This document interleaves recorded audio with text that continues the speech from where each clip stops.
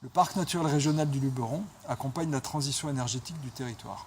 À ce titre, il a mobilisé des financements européens pour contribuer à l'émergence de sociétés locales, citoyennes, qui œuvrent au développement des énergies renouvelables. Cette animation s'est faite avec l'appui de Rhône-Alpes Énergie Environnement dans le cadre du mouvement national des centrales villageoises. Après une année de travail préparatoire sur le terrain, de réunions publiques, d'études techniques, un groupe de citoyens fondateurs a créé les centrales villageoises du Pays d'Aigle. Alors Côté-Lube s'engage aux côtés de la centrale villageoise du Pays d'Aigle parce que c'était pour nous un programme très novateur. Il y a eu un énorme travail qui a été fait en amont entre la communauté de communes et les centrales villageoises puisque ces derniers se sont rendus sur les 14 communes qui étaient intéressées. Donc il y a eu discussion, il y a eu aussi discussion au niveau économique, au niveau du choix. C'était très important pour nous qui sommes dans le parc du Luberon d'avoir des panneaux photovoltaïques qui soient recyclables.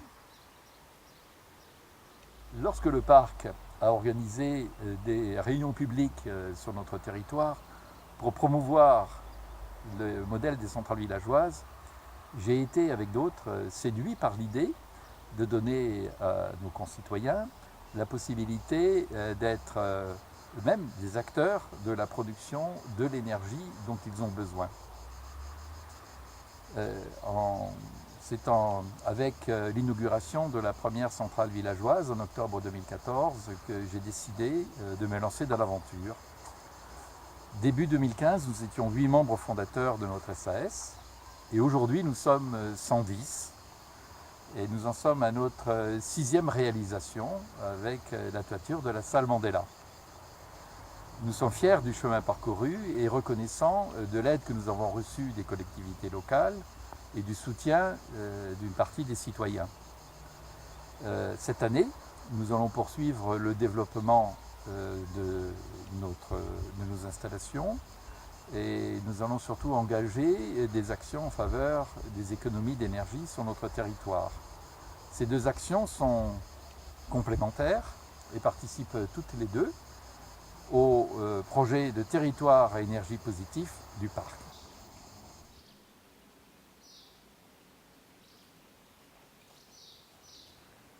Eh bien, avec les centrales villageoises, on a décidé d'engager des actions très concrètes. J'ai moi-même longtemps fait la promotion des énergies renouvelables, mais avec les centrales villageoises, on a pu réaliser des installations comme celles qu'on voit derrière nous et qui nous permettent d'être visibles pour la population sur un territoire donné, même si ce territoire est relativement restreint. On en est actuellement à la 6e réalisation sur un programme de 11 qu'on s'est donné. Et lorsque les centrales commencent à produire, qu'elles sont raccordées sur le réseau EDF, qu'elles commencent à produire et envoyer leurs kilowattheures sur le réseau, on peut sur Internet aller suivre la production jour par jour, ce qui fait que ça devient visible pour tout le monde et en plus on peut mesurer cette production en allant voir sur Internet. Alors la commune de la Bastidonne a été tout de suite partante pour s'engager, et c'est pareil pour ses habitants, pour la centrale villageoise du Pays d'Aigle, parce que dans le passé, elle s'est engagée pour la transition énergétique aux côtés du parc et avec l'appui aussi de la communauté de communes Côte-Lube. Donc nous sommes particulièrement satisfaits de ce chantier et nous sommes prêts aussi à faire exemple pour que d'autres communes de notre communauté de communes et même en dehors du parc s'engagent à notre côté.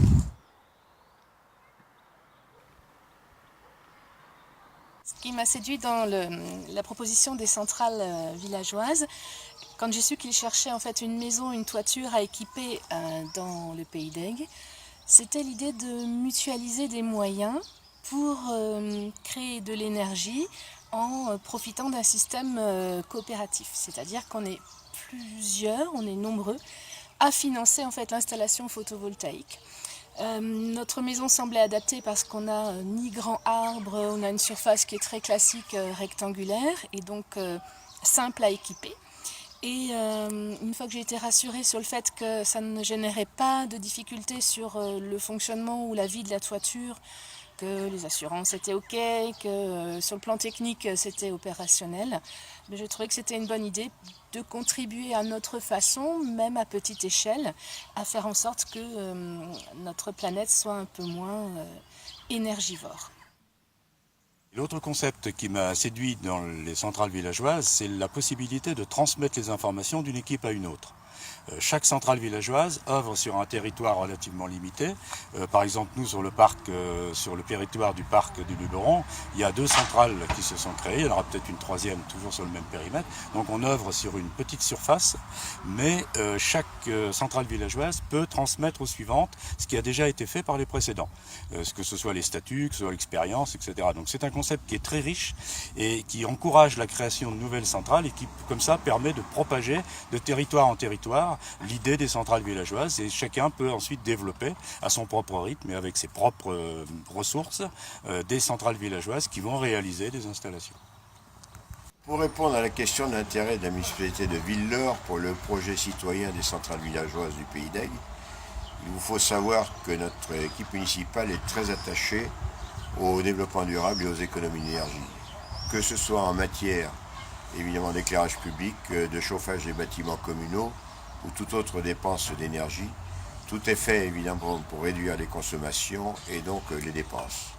Le projet des centrales villageoises, il est venu au bon moment car il nous fallait réaliser des travaux d'isolation dans certains bâtiments scolaires et il nous a paru tout à fait opportun de signer les conventions pour la mise à disposition des toits de l'école primaire, de l'école maternelle.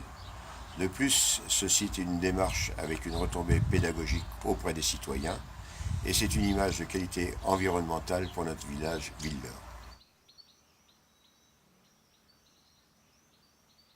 Quand j'ai su qu'un projet de voisinage solidaire et citoyen se mettait en place pour installer des panneaux photovoltaïques dans notre région si ensoleillée, je me suis engagée avec mon mari. L'écologie est pour nous un sujet primordial dans notre vie. Notre rôle au sein du groupe fondateur est de trouver des actionnaires, de trouver des toitures équipables quand on se promène, de participer aux journées sur l'environnement dans le voisinage, de rencontrer des maires éventuellement et surtout d'expliquer, de parler avec les gens et d'ouvrir les yeux. Je dois dire que la première fois que nos amis nous ont parlé de ce projet, mon mari et moi, on était très dubitatifs sur la viabilité d'un tel projet et sur son intérêt même. Et puis, dans un premier temps, on a pensé qu'il s'agissait de poser des équipements sur notre toiture. Or, nous avons une vieille maison et en plus, les toits n'étaient pas bien orientés. Donc, on doutait. Mais on a quand même assisté à une réunion et là, on a complètement changé d'avis parce que cette réunion nous a montré que le projet était extrêmement sérieux, très bien pensé, très équilibré. Et on a décidé de prendre quelques actions. C'était au moins ça qu'on pouvait faire. À titre personnel, j'ai toujours été très attachée au développement durable et plus particulièrement au développement des énergies renouvelables. Aujourd'hui, nous sommes hélas encore trop dépendants des énergies fossiles et pour cela, je souhaite vraiment saluer l'initiative de la centrale villageoise du Pays d'Aigle dans mon canton. C'est une formidable entreprise citoyenne qui porte des projets de production d'énergie solaire. C'est un modèle de société locale. Aussi, je souhaite encourager l'ensemble des habitants du territoire ainsi que les collectivités et les entreprises locales à rejoindre cette belle aventure.